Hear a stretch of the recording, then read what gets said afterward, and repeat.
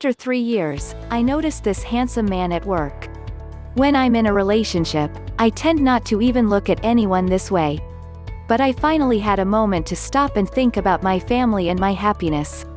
For 3 years, I was being controlled, manipulated, lied to, and brainwashed. It was nice at first. The honeymoon stage had me so lost in him that I just disregarded everything. Then I started to catch on. At first, it was him calling his ex psychotic and an elephant. We ran into her on one of our first dates at the bowling alley.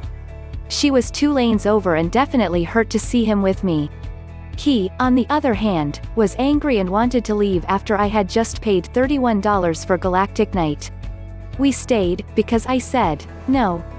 He told me to block a page list of people, whom he was still friends with. Again, I was lost in the honeymoon feelings. I found out after I posted about us on Facebook, he actually had his FB open while he scrolled through and there was the option to block his friends from everything I tagged him in. We weren't even relationship official on FB. Wouldn't have been a big deal, but to have me block these people? Anything I would eat, I was judged for. Anything. I bought us steak and he would cook it for himself. I was left to eat something else that he wouldn't eat. We wouldn't leave my room when I lived at home. He pissed in bottles and ended up ruining my favorite pair of jeans because he washed his hands over my laundry basket. Again, I was consumed in these strange feelings. He was my first everything. When we would leave to go out with my family, he ruined every single event. Either complaining about wanting to go home, if we don't leave right now, I'll just call an Uber. No, I'm not going on that slide. I just ate.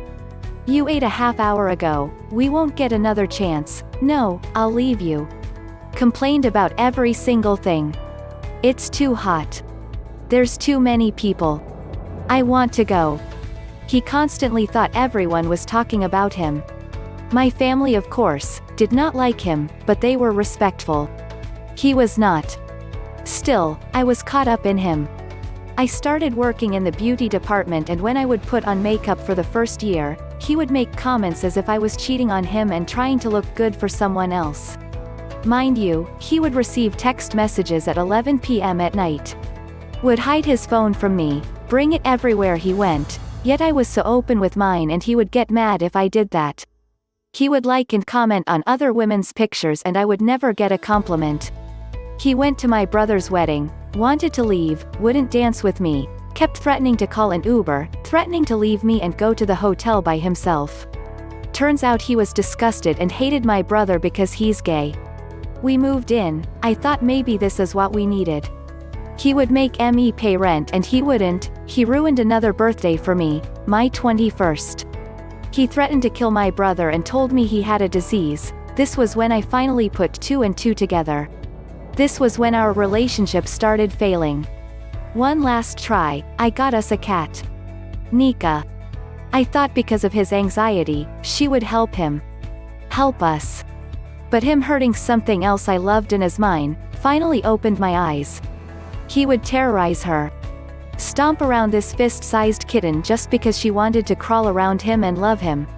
She liked cuddling in bed, he kicked her off. That was it. I finally started to hit him back with words of me threatening to leave. It shocked him. I went to work one day, thinking about Nika and hoping she was still in her cage and safe. This beautiful man who had started working with us a few months prior came up and asked me for help finding an item. I helped him, not thinking of him in any way. My mind was still in how I was going to get us out. It was like God gave me a sign, and mind you, I'm not a true believer. He came up to me a few minutes later and asked for more help. When we locked eyes, it was as if my entire life made sense. I was starving myself because a psychopath made me feel worthless and fat. I felt so gross and unlikable and antisocial and was made to feel like every single girl was out to get my man because this person thought it would be nice to make me feel like I could lose them to everyone. When I got home, I was finally smiling. Butterflies in my stomach.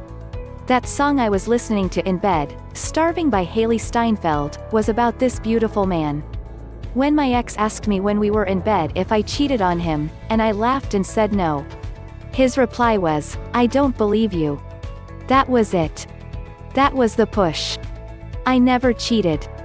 Would never cheat. Never even crossed my mind. But the thought of me being happy one day, the thought that had me smiling, had him think I was cheating.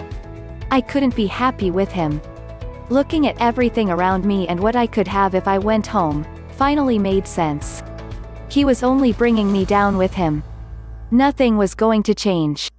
I just would have killed myself eventually with how depressed I was. We were constantly fighting over nothing. I would have plans with my mom or my grandma and I was automatically assumed to be with someone else. My brother and his husband came to comfort me in the middle of the night. They stayed outside of the house the entire night just in case I needed a way out. I should have left then. I had my mom and my brother's help with getting my stuff out so I wasn't alone or convinced to stay. That beautiful man, who I talked to as soon as I moved back home and ended that toxic relationship, I found to be my soulmate. I was constantly trying but nothing had changed. I gave him that chance to change things too many times. The promises he made the day I left were the ones I heard over and over again and were broken so many times. I'm now moved in with the love of my life, happier than ever. Although, I still have PTSD and am constantly feeling depressed. But he understands and does everything he can to help me and he never puts me down. He understands why I have trust issues and he always puts them to rest. He loves me. He respects me. And slowly but surely, I am getting back to my regular self. Sorry for the long life story. But I also need to get that out. I hope that someone just realizes sooner than I did. Update: Nika is almost 2 years old now and in a very happy home with me and my love. Newer update. With the new year rolled in, I had a long talk with a close friend about what I went through. I remembered a few things that I didn't mention here. And thinking about it turns my stomach. I was introduced to the dark web. Videos that I would never look up, even if I was curious. I do enjoy creepy videos. I am a horror fan. However, I am not nor was I actively seeking these videos. My ex had shown me beheadings of people. He was always watching videos of people being harmed or even looking up things related to what he would say, what is happening in the world right now. What the government doesn't want you to see. This is reality. This is what is going on while you watch those cat videos that the government is posting on the homepage of YouTube. They want to distract you and you're falling for it. He showed me a video of a child, under the age of 10, being shot in the stomach for stealing a man's gun. Then, went on to say, he deserved it. You cannot tell me that was okay. Ever. You cannot tell me that I was at all the problem or contributed to it in any way. I did not ask to be manipulated or abused. There is no excuse. I was wrong for staying. I was not wrong for leaving. I am not wrong for speaking out about my experience.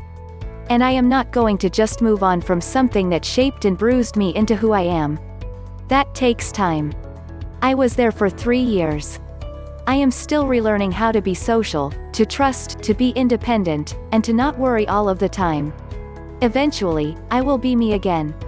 Also, update on Nika. She had surgery in July. She was unfortunate enough to have pyometra. She was lethargic for a while and constantly wanted me to hold her and cuddle her while she slept. She is all better now and honestly more energetic and way more lovey-dovey. Update on my soulmate.